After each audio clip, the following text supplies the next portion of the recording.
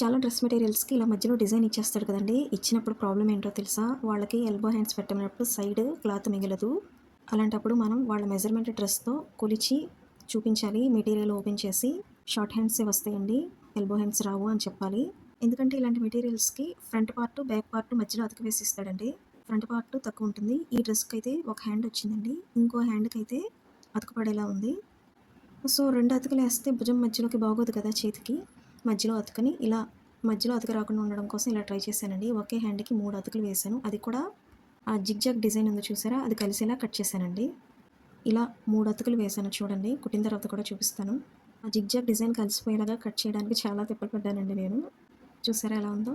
మనం గనక ముందు చెప్పకుండా చాలా రోజులు మెటీరియల్ మన దగ్గర పెట్టుకున్నాక చెప్పామనుకోండి కుట్టే ముందు మీరు ఇప్పుడు చెప్తున్నారు ముందే చెప్పాలి కదా. అంటారనమాట కస్టమర్స్. సో, జాగ్రత్త అండి. ఈ డ్రెస్‌కైతే షార్ట్ హ్యాండ్స్ కరెక్ట్‌గా సరిపోయినాయండి. ఈ కస్టమర్ షార్ట్ హ్యాండ్స్ తొడుగుతారు.